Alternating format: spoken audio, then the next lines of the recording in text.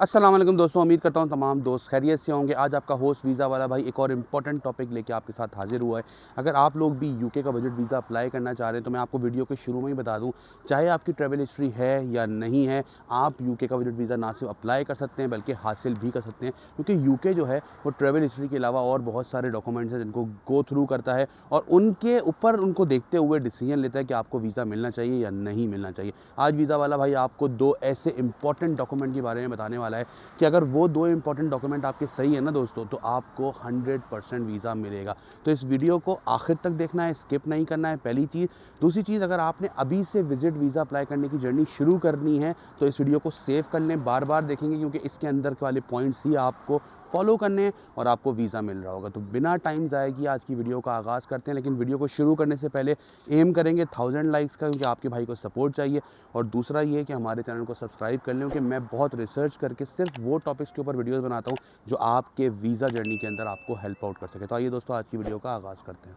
दोस्तों, मैं बहुत सारी वीडियोस के अंदर आप लोगों को बता चुका हूँ कि यूके का विजिट वीज़ा अप्लाई करने के लिए आपको कौन कौन से डॉक्यूमेंट्स की ज़रूरत है। एक बिल्कुल क्विक आपको जो है ना वो मैं एक रिकैप दे देता हूँ कि आपको जो है वो सबसे पहले आपका पासपोर्ट चाहिए, आपको जो है वो अपने सारे पर्सनल डॉक्यूमेंट चाहिए जैसे एफआरसी, एमआरसी, उसके अलावा जो है वो आपके बिज़नेस के डॉक्यूमेंट, जॉब करते हैं तो जॉब के document, salary slips, employer letter, उसके अलावा आपकी बैंक स्टेटमेंट और एफआरसी और एफबीआर के डॉक्यूमेंट्स। ठीक है। अच्छा, अब इसके अंदर जो सबसे दो इंपॉर्टेंट डॉक्यूमेंट है ना दोस्तों, वो है आपका सबसे पहले नंबर पे बैंक स्टेटमेंट।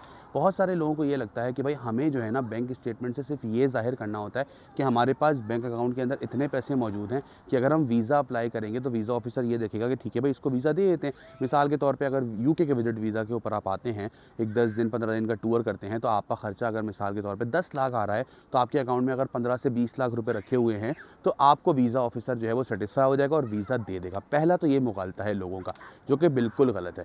अब इसमें आपको समझना ये है दोस्तों, ये दोनों के लिए मैं बता रहा हूँ, चाहे आप जॉब करते हैं चाहे आप बिज़नेस करते हैं, दोनों सूरत हाल में मैं आपको गाइड कर रहा हूँ। सबसे पहले तो आपको अपने बैंक स्टेटमेंट को बिल्कुल रियल शो करना है कि भाई उसके अंदर एक तो कोई भी कैश के अंदर ट्रांजैक्शन नहीं हो रही हो, क्योंकि कैश की जो ट्रांजैक्शन होती है ना वो कहीं से भी शो नहीं हो सकती कि भाई वो पैसा आया कहाँ से है, जिसको हम कहते हैं मनी ट्रेल। तो जब मनी ट्रेल नहीं बन रही होती ना तो वो एक डिफ़ॉल्टेड जो है ना वो ट्रांजैक्शन के अंदर आती है और जो सबब बनती है आपका वीज़ा रिजेक्ट होने का। दूसरे नंबर पे दोस्तों ये एक और चीज़ होती है कि लोग जो है ना अपने बैंक स्टेटमेंट जो वो अप्लाई करते हुए सारा अटैच करते हैं, वो बैंक स्टेटमेंट होती है जिसके अंदर सिर्फ इनफ्लो हो रहा है, आउटफ्लो तो हो ही नहीं रहा। मिसाल के तौर पे भाई उनके अकाउंट में हर महीने सेविंग का पैसा आए चला जा रहा है। अब वो भले कैश से ना आ रहा हो, वो किसी बैंक ट्रांसफ़र के थ्रू आ रहा हो, लेकिन खर्चा कोई हो ही नहीं रहा, तो वो बैंक स्टेटमेंट बिल्कुल ही बोगस लगती है। अब यहाँ पे यहीं पे ही मैं आपको ये एडवाइस देता हूँ, ये इसलिए होता है कि कुछ लोग अपना सेविंग अकाउंट बिल्कुल अलग सेपरेट बना लेते हैं। उनको मैं ये एडवाइस करूँगा कि अगर आपने एक अपना सेपरेट सेविंग अकाउंट बनाया हुआ है ना दोस्तों, तो आपने ना सिर्फ अपना सेविंग अकाउंट सारा अटैच करना है बल्कि अपना रियल अकाउंट भी सारा अटैच करना है जिससे आपकी ट्रांजैक्शन हो रही हो। अगर आप आज भी अपना वीज़ा अप्लाई करने की नीयत कर रहे हैं ना, तो आपको सबसे पहले ये करना है कि आपको सारी की सारी ट्रांजैक्शन जितनी मेजॉरिटी हो सके वो आपने करनी है कार्ड के थ्रू। जैसे अपना बिल के इलेक्ट्रिक का पे कर रहे हैं तो अपने अकाउंट से पे करें, अपना आप गैस का बिल पे कर रहे हैं तो अकाउंट से पे करें, अपना रेंट जो आप पे कर रहे हैं वो अकाउंट ट्रांसफ़र के थ्रू करें।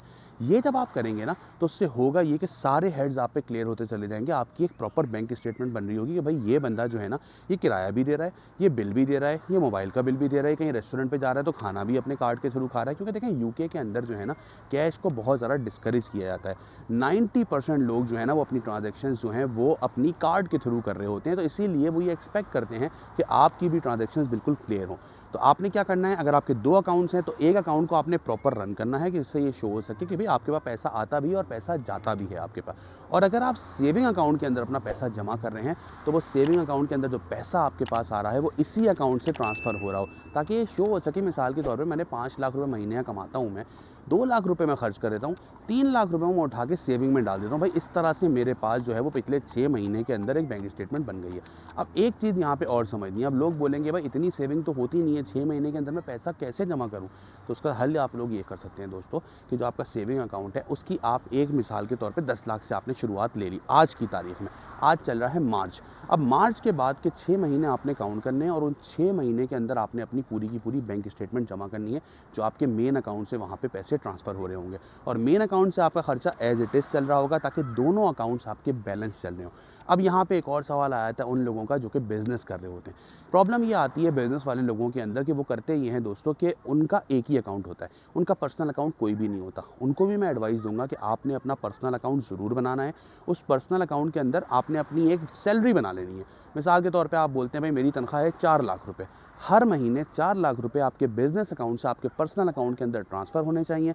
6 से 8 महीने की साइकिल चलनी चाहिए ताकि शो हो सके कि भाई आपके पास जो है ना वो पैसा जो है वो इस बिज़नेस से आ रहा है। आप एक तनख्वाह लेते हैं, मालिक तो हैं आप, लेकिन आप उस बिज़नेस से एक तनख्वाह ले रहे होते हैं। अब उसके अंदर आप एक अमाउंट ऊपर से भी अलग से ले सकते हैं जिसको हम प्रॉफिट कहते हैं, और वो आप आसानी से जस्टिफाई भी कर सकते हैं। अब ये तो बात हो गई दोस्तों बैंक स्टेटमेंट की, मैंने बड़ा क्रिस्टल क्लियर बताया। यहाँ एक और बात मैं आप लोगों को बताना चाहूँगा दोस्तों कि मैं रोज़ाना की बुनियाद पे विजिट वीज़ा के लिए फ्री कंसल्टेंसी दे रहा होता हूँ। अगर आप लोगों को कोई भी कन्फ्यूजन है, कोई भी चीज़ें आप लोगों को मुझसे डिस्कस करनी है, तो नीचे दिए गए नंबर के ऊपर मुझसे कॉन्टैक्ट कर लें। मेरी टीम आपका मेरे साथ 1 to 1 एक कंसल्टेंसी सेशन बुक कर देगी और आप उसके अंदर डिस्कशन कर लेंगे। तो दोस्तों पहला डॉक्यूमेंट तो मैंने आपको बड़ा क्लियरली डिफाइन कर दिया। अब आ जाते हैं दूसरे डॉक्यूमेंट के ऊपर, और वो है आपका FBR का रिटर्न। इस वक्त हालात ये हैं कि पाकिस्तान के अंदर बहुत सारे लोग ऐसे हैं जो कि कारोबार जो करते हैं उनका कैश का कारोबार है। मिसाल के तौर पे आप एक फर्नीचर की दुकान रन करते हैं, आप एक दूध की दुकान रन करते हैं, आप एक हार्डवेयर शॉप रन करते हैं। जाहिर सी बात है आपके पास सारा पैसा कैश की सूरत के अंदर आता है, तो आपको अकाउंट की सच खास ज़रूरत है नहीं। और अगर है भी तो आपने अपना पर्सनल अकाउंट खुलवाया हुआ है, आपने अपना बिज़नेस रजिस्टर किया ही नहीं है, या बिज़नेस रजिस्टर किया भी है तो उसका सही तरह से आप टैक्स पे नहीं करते। जो आपका अकाउंटेंट होता है वो जब साल का एंड आता है वो आपका अकाउंट्स के जब सबमिट करता है तो आपके बिज़नेस में लॉस शो कर देता है। जब वो आपके बिज़नेस में लॉस शो करता है तो होता क्या है कि आपको टैक्स नहीं देना पड़ता, आप बहुत खुश हो जाते हैं। आप बोलते हैं ये वाला जो अकाउंटेंट है ना मेरा, ये बड़ा अच्छा था भाई, इसने तो मेरा टैक्स बचवा दिया। जबकि होता क्या है कि वो आपकी प्रोफाइल ख़राब कर रहा होता है। जब आप ये शो कर रहे हैं कि आपके कारोबार में लॉस हुआ है दोस्तों, तो किस तरह से जब आप अपना वीज़ा अप्लाई करेंगे, वीज़ा ऑफिसर आपसे सेटिस्फाई होकर आपको वीज़ा देगा कि भाई जब आपके पास वैसे ही कारोबार में लॉस हो रहा है, आपके तो सर्वाइवल के लाले पड़े हुए हैं, तो आप फिर ट्रेवल कैसे करेंगे। तो दोस्तों आपका जो FBR रिटर्न्स है ना, वो हमेशा कोशिश करें कि आपके टैक्स रिटर्न जो हैं वो इनकम स्टेटमेंट से मैच हो रही है। अब जो लोग जॉब करते हैं दोस्तों, मेजॉरिटी जॉब वाले लोगों का क्या होता है कि उनका टैक्स रिटर्न जो है वो खुद ही फाइल हो रहा होता है। जाहिर सी बात है उनका टैक्स कट जाता है उनकी तनख्वाह आने से पहले, तो उनका तो मामला सीधा चलता है। बात आ जाती है यहाँ पे बिज़नेस वाले लोगों की, कि तो मैं उनको हमेशा एडवाइस करता हूँ कि भाई हमेशा अपने पूरे टैक्स रिटर्न सबमिट करें, प्रॉपर टैक्स रिटर्न सबमिट करें जो आपके पास इनपुट आ रहा है आपके अकाउंट के अंदर, और उसी हिसाब से अपना टैक्स पे कर रहे हो। तो ये दोनों डॉक्यूमेंट आपके सीधे रहेंगे बिल्कुल। जब ये दोनों डॉक्यूमेंट आपके सीधे रहेंगे और आप अपना वीज़ा अप्लाई करेंगे, तो होगा क्या दोस्तों कि आपके पास कोई ऐसा रीज़न नहीं होगा, वीज़ा ऑफिसर के पास सॉरी, जो आपका वो वीज़ा जो है वो रिजेक्ट कर दे। अब यहाँ पे एक बात और बता दूँ, अगर आपके टैक्स रिटर्न्स बिल्कुल भी मैच नहीं हो रहे तो आप टैक्स रिटर्न्स ना साथ अटैच करें, बल्कि आप इनकम स्टेटमेंट के तौर पे जो है वो आप अपना वीज़ा सबमिट कर दें। लेकिन उसमें भी आप ये देख लें कि आपका कोई भी कैश का ट्रांजैक्शन बिल्कुल भी ना हो रहा हो दोस्तों। अब दोस्तों ये कुछ ऐसी एडवाइसेज़ हैं जिसको अगर आप फॉलो करेंगे ना तो डेफिनेटली आपका वीज़ा रेशो जो है वो बहुत ज़्यादा बढ़ जाएगा। हालिया दिनों में बहुत सारे लोगों ने मुझे कांटेक्ट किया, उन्होंने मुझे अपने रिजेक्शन लेटर भेजे, और उन रिजेक्शन लेटर से देखिए यूके जो है ना वो बड़ा डिटेल्ड रिजेक्शन लेटर देता है। और ऐसा नहीं है कि वो ऐसे अमेरिका और दूसरी कंट्रीज यूरोप खासकर वो एक सिर्फ पॉइंट पे टिक कर देता है कि वी आर नॉट सेटिस्फाइड, कि आप जो है वो अपनी होम कंट्री वापस जाएंगे। यूके यहाँ पे आपको पूरी की पूरी जो है ना वो एक पूरा रिजेक्शन लेटर देता है, उसमें लिखता है कि भाई हम सेटिस्फाई नहीं है कि आपकी जो ट्रांजैक्शन है वो क्लियर है, हम सेटिस्फाई नहीं है अगर आपने ये बोला है कि मेरे पास जो है वो साल की इनकम इतनी आती है। मिसाल के तौर पे एक बंदे ने बोला मेरी साल की इनकम FBR रिटर्न्स के हिसाब से है 10 लाख रुपए पर ईयर, और उसके अकाउंट के अंदर ही 50 लाख रुपए पड़े हुए हैं, तो 10 लाख रुपए पर ईयर का मतलब ये हुआ दोस्तों कि वो महीने का 90,000 रुपये से ज़्यादा नहीं कमा रहा। अब जब वो अपनी बैंक स्टेटमेंट 50 लाख रुपए की दे रहा है तो उसका मतलब क्या है दोस्तों, 5 साल की उसकी तनख्वाह एक वक्त के अंदर अकाउंट में मौजूद है। तो कैसे ऐसा होगा कि वीज़ा ऑफिसर सेटिस्फाई हो जाएगा। ये दो चीज़ों को आप प्रॉपर्ली लेके चलें, उसके बाद भी अगर आपका वीज़ा नहीं आए तो आपका भाई यहाँ मौजूद है, आप मुझे बोलिएगा। आई होप सो मेरी ये वीडियो आप लोगों को हेल्प आउट करेगी। मज़ीद इसी तरह की वीडियोज़ देखने के लिए चैनल को सब्सक्राइब रखें। मिलते हैं अगली वीडियो में, अपना ख्याल रखिएगा। अस्सलाम वालेकुम।